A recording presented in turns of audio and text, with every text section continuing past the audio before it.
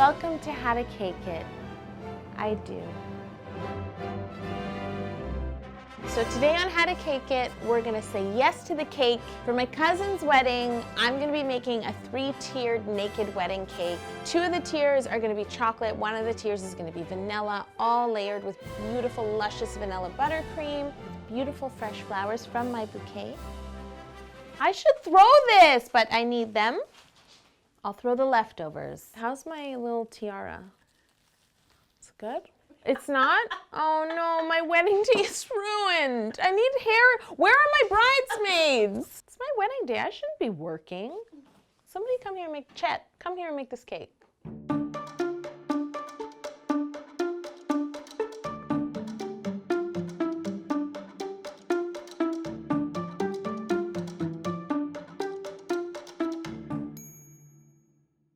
It's time to get started. I've baked 2 10-inch round chocolate cakes, 2 8-inch, what's wrong? I can't take you seriously with the veil. Well, then I'll remove it. 2 10-inch chocolate cakes, 2 8-inch vanilla cakes, and 2 6-inch chocolate cakes, which I'm gonna remove from their pans and level and cut in half.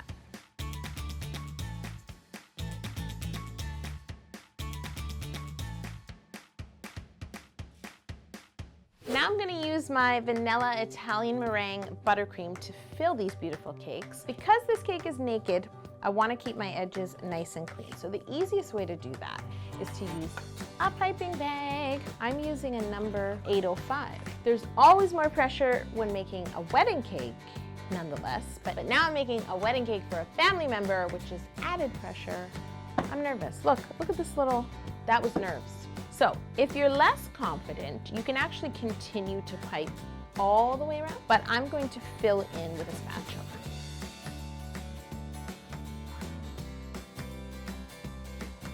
If you think it's sinking, add a little more buttercream, level it out.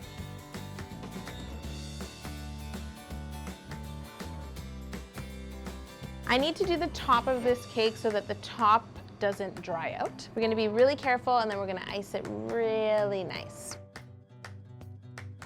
Only 2 more tiers to go.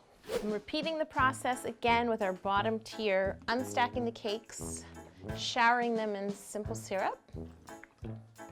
Okay. Oh, I've gotta let this sink in a little bit. So what are you guys doing? Make any naked cakes lately? Buttercream? Talk to me. I'm all alone in here. Be careful of getting crumbs on your palette knife. If you do, don't wipe them back into your buttercream. Have a separate bowl for dirty buttercream.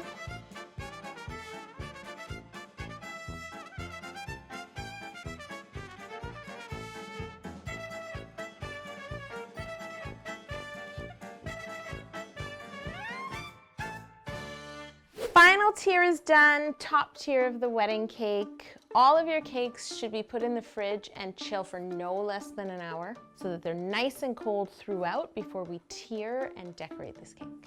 They said they can't take me seriously in this veil. My cakes are nice and cold. That's exactly how I want them. And I actually want these cakes to look very sort of sharp. Because this is the heaviest cake especially, it pushes the buttercream out a bit. So what I like to do is sort of cut the excess away. The buttercream has to be very, very chilled to the point that it's as hard as it can pretty much get. What we'll be left with is the buttercream flush to the cake, so it's clean and sharp. My cakes are all flush. I've shaved off the excess buttercream. They're chilled. It's time to tier them onto this beautiful cake stand. It's time to dowel. I've been getting a lot of questions lately on whether or not you have to dowel a cake. Yes, you have to dowel a cake, unless of course you want your wedding cake to sink. Maybe that's the climax of your wedding. This is just a circle cut to the next size of cake, and then I space the dowels out accordingly to help support that next tier. I insert a dowel in one of the holes, And then I use a pen to mark the top of the cake. So I line my dowels up, butt them up against a straight edge, and then I take the mark from the first dowel and bring it onto the next dowel. And I move that first dowel to the other side. Using a ruler, I draw a line between my two marks, marking all the dowels in between. Now I know that all my dowels will be the exact same height and we can cut them with our gardening shears. Now I'm going to insert my dowels cut side down into the pattern that I've marked on my cake. Dowels are just cylindrical pieces of wood that are available at cake decorating supply stores. They're also available at craft stores. I use 1/4 inch thick dowels to dowel all my cakes. Last one.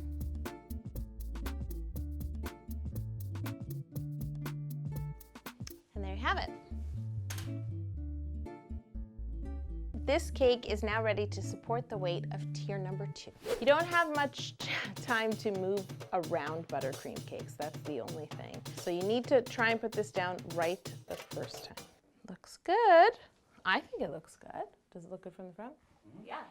Once again, we're going to cut our dowels to support our third and final tier.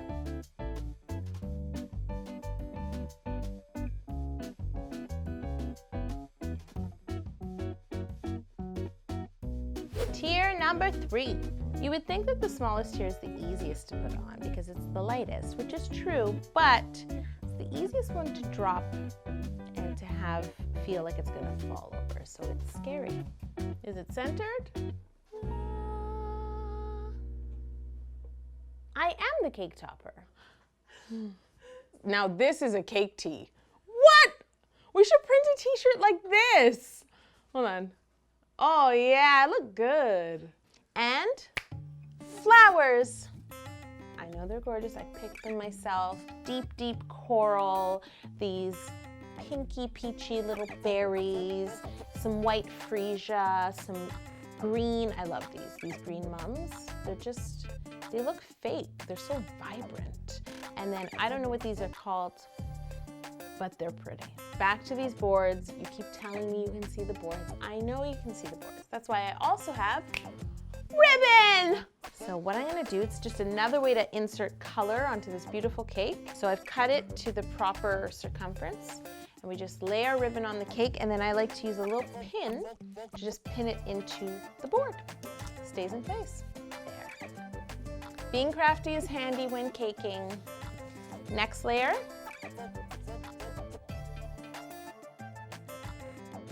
And now the final piece of ribbon on the bottom tier. Less scary because there's no buttercream to drag it on. I know that once again my head probably looks like it's growing out of the cake, so I'm just gonna move over here.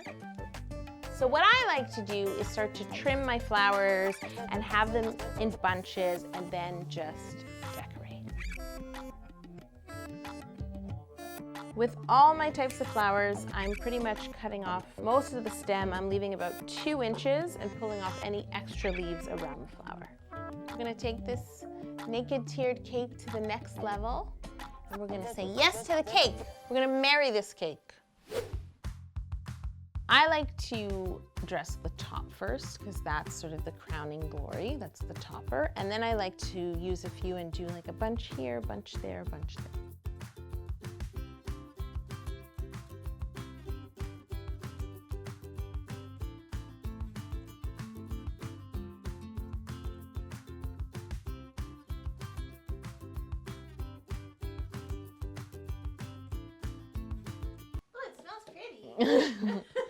You're leaving that in the video. My producer is a 6-year-old girl. You haven't seen her? She's adorable.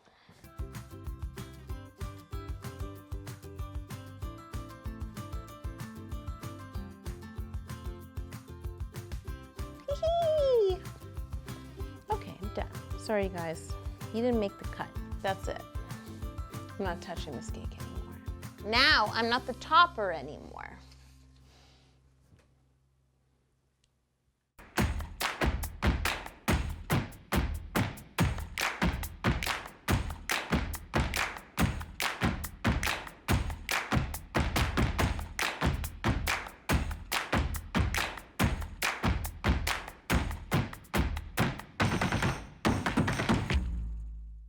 I would totally say yes to this dress, but unfortunately, oh.